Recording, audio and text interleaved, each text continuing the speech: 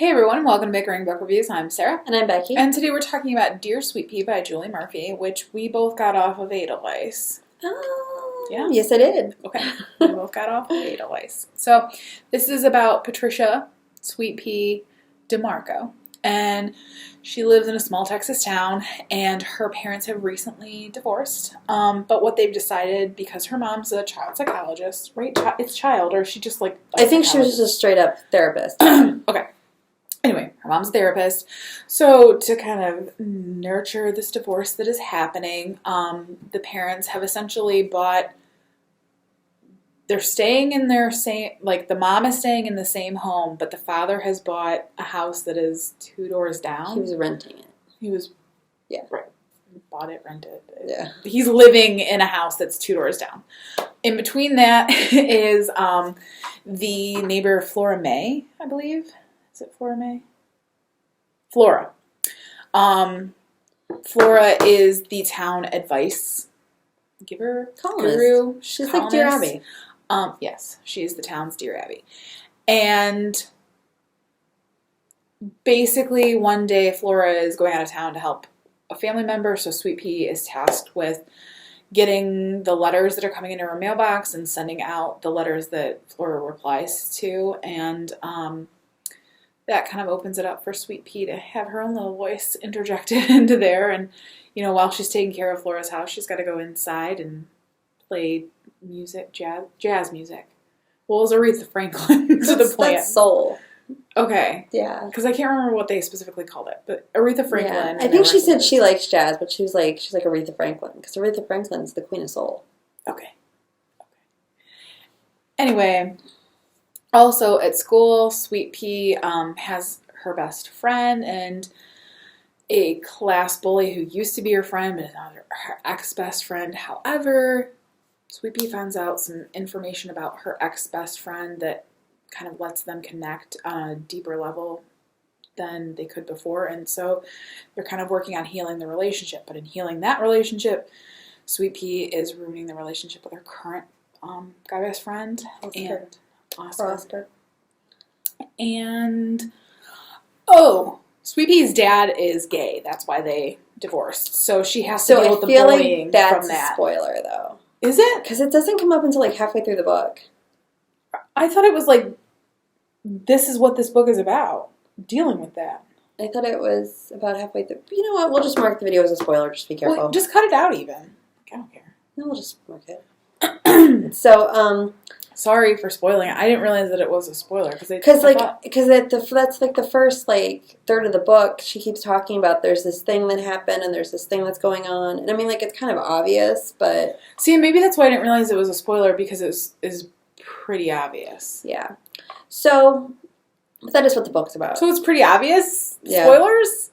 But I think that even gets further into the fact that Sweet Pea is an 8th grader, but she reads like a 5th grader. Like as a solidly children's book, not a tween book, that would be an obvious spoiler, right? Right. Well, and I feel like a 3rd or 4th grade kid would like really like this book, but I feel like because Sweet Pea's finishing 7th grade, going into 8th grade, I feel like a 7th, 8th grader is going to be like, this sounds like a little kid.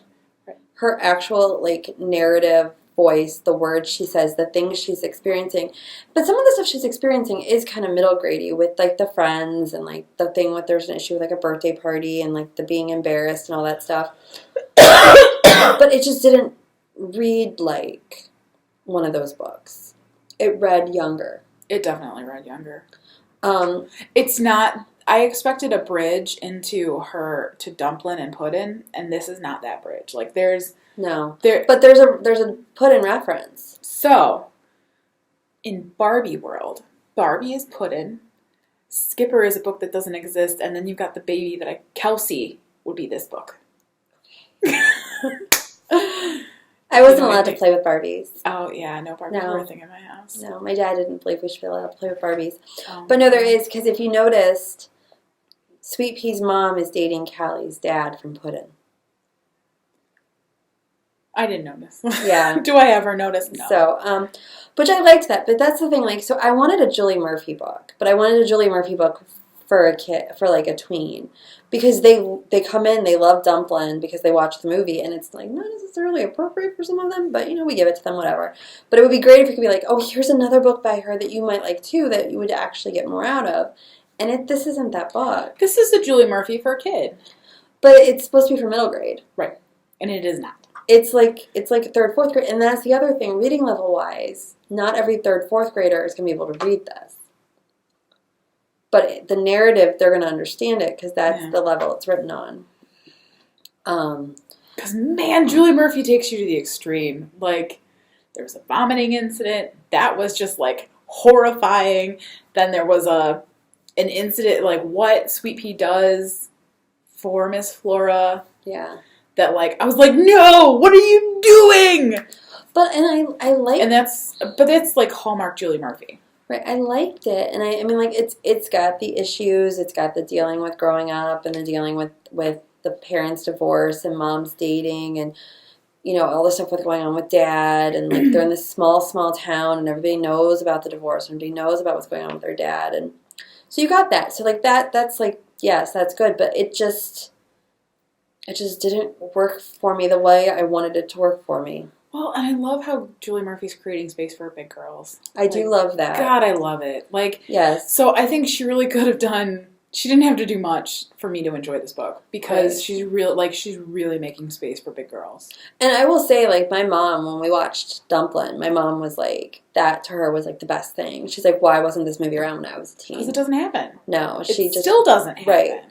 But I feel like I'm saying things I like aren't about this book, they're about her other books. Because I liked her other... I liked Puddin', I liked Dumplin'.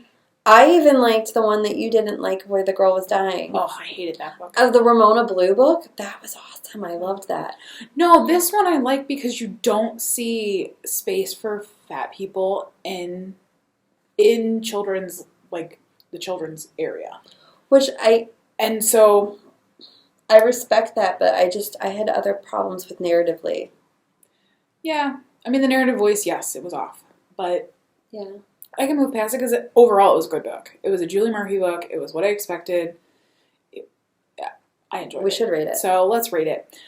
Our rating scale goes from 5 unicorns down to 2 unicorns. If you don't like it, it's a horse. It is. I was like, did you forget the word? I forgot words. I forget words all the time. You know what? Dang it. I'm taking a stand and I'm giving it a 4 because you know what? I am supporting the big girls. So yes. I'm giving it a 3, which to me means I liked it. I did like it. It didn't quite work for me all the way.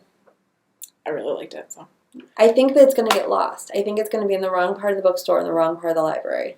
Probably. And that makes me sad. And so that is where we are on Dear Sweet Pea. We'll see you around. Bye.